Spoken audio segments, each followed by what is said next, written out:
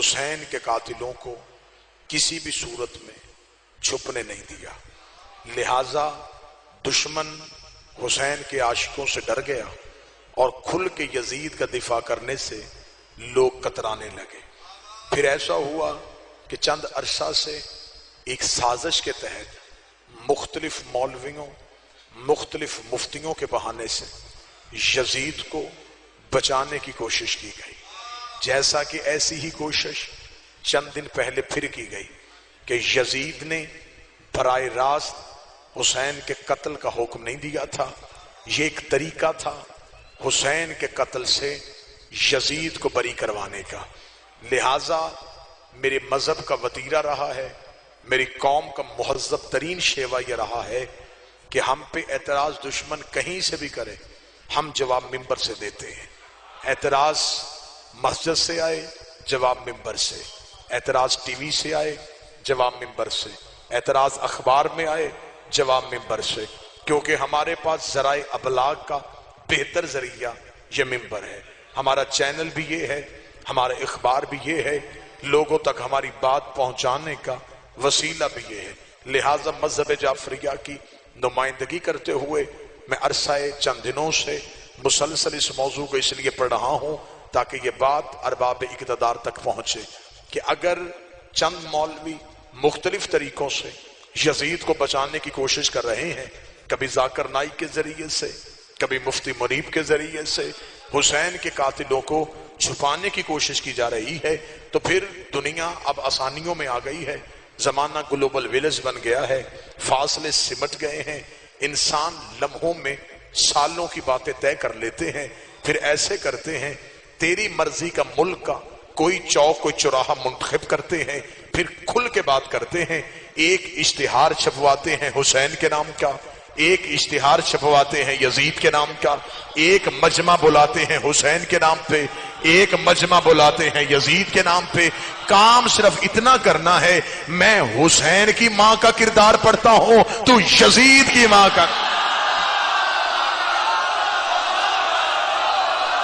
جو بول سکے وہ زحمت فرمائے، جس سے جرت بیان ہو وہ زحمت فرمائے۔ آئے مل کے پوری جرت کے ساتھ حسین کے قاتلوں کو بے نقاب کرتے ہیں۔ حسین کے قاتل ہمارے گھر سے نکلیں ہم لعنت کرتے ہیں، حسین کے قاتل تمہارے گھر سے نکلیں تمہیں لعنت کرنی پڑے گی۔ اب کھل کے بات کرتے ہیں، اگر حسین کے قتل میں بات ہو ہی گئی ہے تو پھر اب یہ بات ہم منطقی انجام تک پہنچا۔ اعتراض ہوا ہے ادھر سے، بات ختم ہوگی ادھر سے، جواب ہم دیتے ہیں۔ اگر قتل حسین کی فائل کھولی گئی ہے تو پھر ہم بھی دنیا سے مطالبہ کرتے ہیں، ہمیں بھی صرف یزید نہیں چاہیے،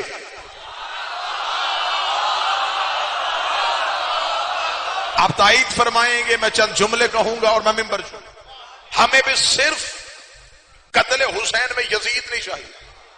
1400 سال سے ہماری آنکھوں میں دھول جھونکی جا رہی ہے کہ صرف قتل حسین کا پروگرام بنانے والا یزید تھا۔ ایک لمحے کے لیے عقل کے ہوش کے ناخن لے کے ہمیں بتاؤ، یزید خود ہی تخت پہ چڑھ کے بیٹھ گیا تھا؟ کیا اسے کسی نے ووٹیں نہیں دی تھی؟ کیا اسے کسی نے بیعت کے لیے مجبور نہیں کیا تھا؟ کیا اس کے ہاتھ پہ کسی نے بیعت نہیں کی؟ تم نے صرف اکیلا یزید ہی کھایا، یہ کیوں نہیں بتا رہے کہ بیعت کرنے والے کون تھے؟ کن لوگوں کی ووٹوں کے ساتھ یزید خلیفہ بنا؟ اگر بات اب ہو ہی گئی ہے تو پھر بات کھل کے کرتے ہیں۔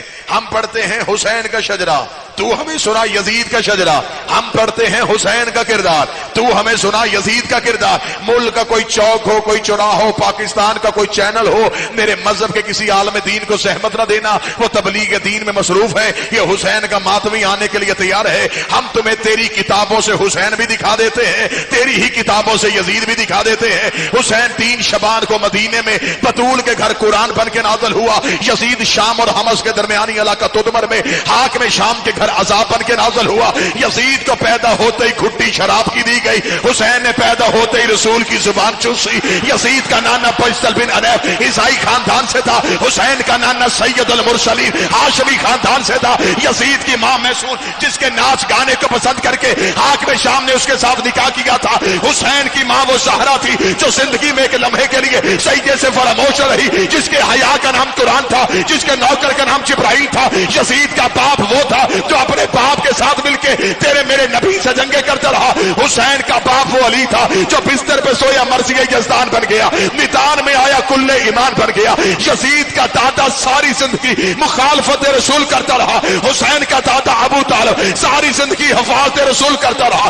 یزید کی دادی ہندا جس نے رسول کے چچا حمزہ کا کلیجہ چبایا. حسین کی دادی فاطمہ بنت اسد جس کی قبر میں رسول لیٹا, جس کو کفن نبی کے کرتے کا ملا. یزید کا ایک ہی بھائی تھا جو پاگل ہو کے مر گیا. حسین کا بھائی حسن مسند امامت کا تاجدار بن گیا. یزید کا شجرہ خبیثہ تھا, حسین کا شجرہ طیبہ تھا. یزید فاسق تھا, میرا حسین نمازی تھا. اس لیے حسین نے ولید کے دربار میں کھڑے ہو کے یہ جملے کہے تھے, اور ولید لکھ یزید سے میں تیری بیعت کروں تو کروں کیسے؟ میرے بابے جیسا تیرا بابا نہیں, میرے دادے جیسا تیرا دادا نہیں, میرے نانے جیسا تیرا نانا نہیں, میری ماں جیسی تیری ماں نہیں. اپنے لاکھوں تو لے آ, 72 میں لے آتا ہوں. قیامت تک کے لیے ہر حلال زادے کو یہ کہنے پہ مجبور کروں گا, حسین زندہ باد ہے, یزید مر رہا.